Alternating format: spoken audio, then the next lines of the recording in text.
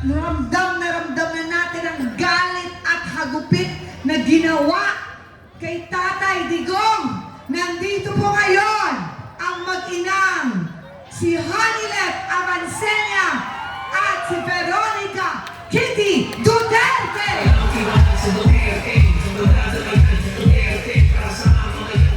PDP laban! Duterte!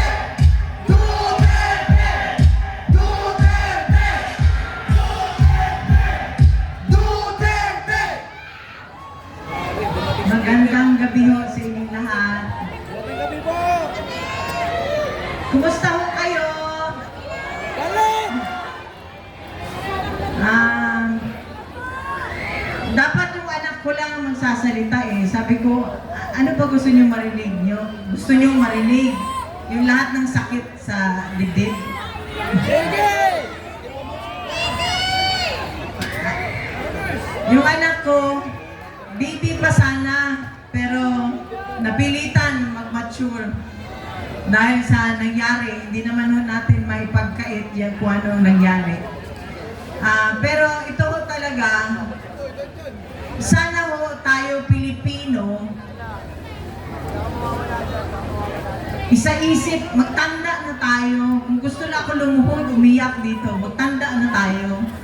Pumili na tayo ng mga taong matino, matapat, at yung magsisilbi sa bayan, hindi pagsisilbihan ang sarili. So, nung nasa loob kami, binisita namin ang papa niya, binili niya talaga. Binili niya talaga, uulitin ulit ito ni Veronica, binili niya, suportahan niyo ang Duterte. Kung hindi, kalimutan niyo na lang daw siya. So, yung lahat ng mga sumusuporta, miski sa bahay namin, sa Davao, sa ibang bansa, nakikita ko lahat ng suporta ninyo. Maraming salamat. Alam niyo ba doon sa Netherlands, iba't iba ang tao na pumupunta. Galing sa iba't ibang panig ng bansa. Meron pang taga-Pilipinas na pumunta na nakausap ko. Sabi ko, taga Quezon City sila. Dahil alam mo bakit? Natatakot na rin sila sa kanilang seguridad.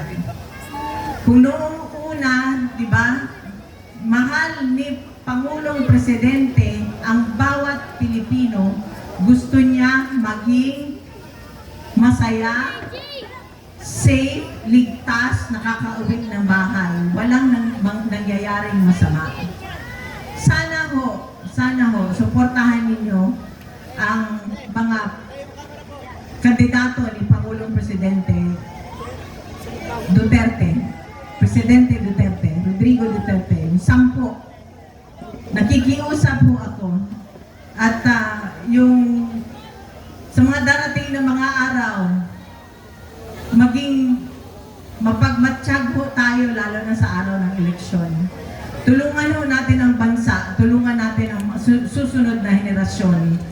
Wala na hong natira sa atin. Di ba naalala nyo nung naging siya ang presidente? Naalala ko, naging OFW ako eh. Lahat ng mga Pilipino na sa abroad, proud na proud maging Pilipino. Pero ano ho ngayon ang nangyari?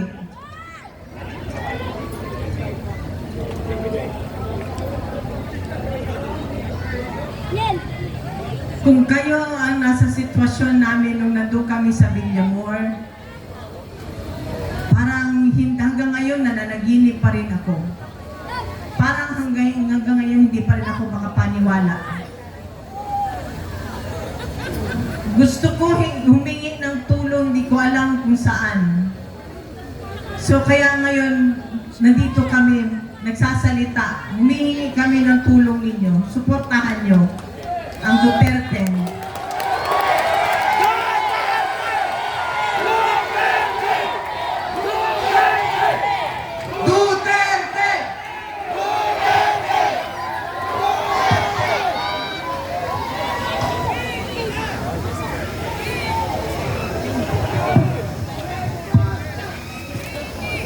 Podium mic, please.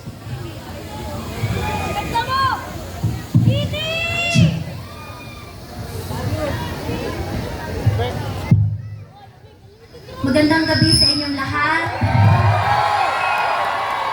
Ako si Veronica Kitty Duterte, bunsong anak ni Pangulong Rodrigo Roa Duterte.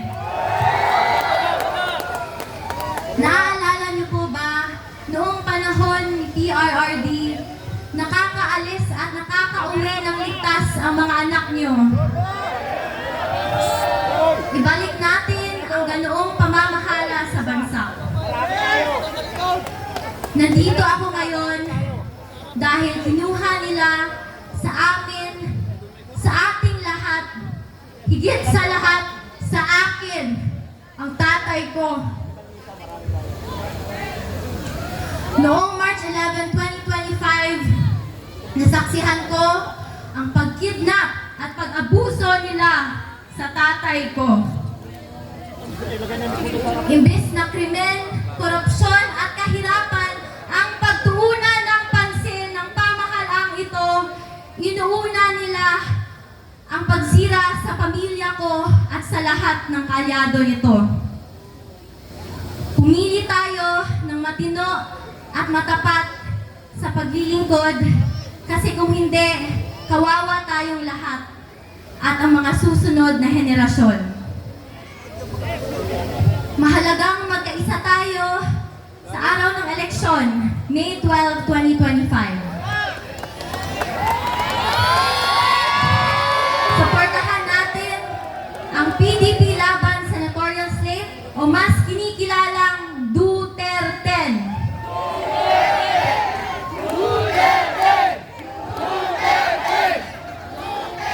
Mag-vote straight tayo at mag-block vote tayo upang mahirapan silang mandaya. To the OFWs, to the Filipino communities who took care of us, you have my love, respect, and gratitude. Sa katauhan nga nagpakita o walay undang nga paghigugma o pagsuporta, daghang salamat kay wa ninyong biyahe. Kamo ang nagapakusog sa amo tanan. May aabot ako na personal na mensahe ng tatay ko sa bawat Pilipino. Sabi niya, I did what I could for my country. And you are all in my heart.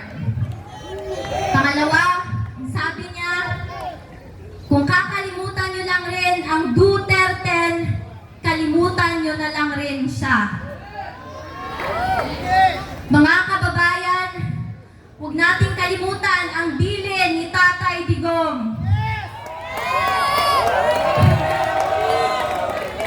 Sa mga kabataan, hinihikayat ko kayong magbantay sa mga boto dahil dito nakasalalay ang kinabukasan nating lahat. Maraming salamat po and God save the Philippines. Pilipinas, Duterte pa rin! Duterte! Duterte! Iniimbitahan ko po lahat ang Team Suntay, pinangungunahan ni Congressman Bong Suntay at ang kanyang pamangkin na si Migs Suntay, Attorney Migs Suntay at si Kiko Del Mundo kasama ang Duterte candidates Senator Rodante Marcoleta, Senator Raul Lambino, Senator Philip Salvador, and representing Senator Pastor Kibuloy, Attorney Bob Torreon, together with Senator J.D. Hinlo, Hanilet Avancenia, and Kitty Duterte.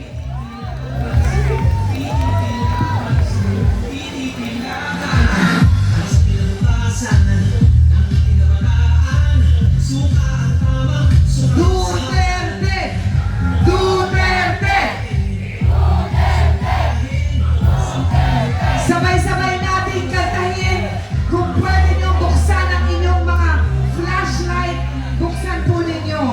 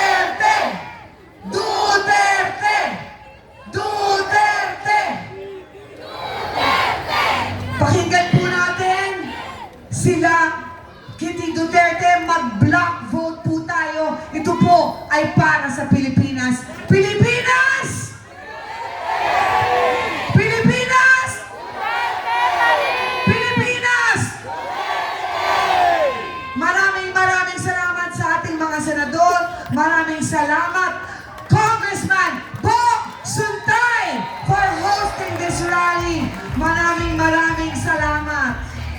Team Suntay, Mig Suntay, Kiko, and our Duterte candidates, Bondo de la Rosa, Bongo, Hitlo, Lambino, Kibuloy, Rodriguez, Salvador, Mata.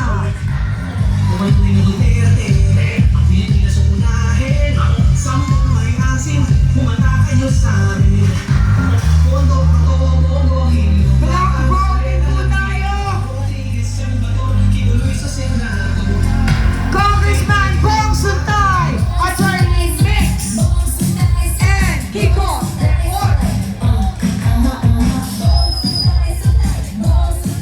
Kiko del Mundo. Panorin po natin ang mga nangyari noong motorcade. Maraming salamat. Ako po si Giselle Sanchez. Pray for our country and vote wisely. Thank you.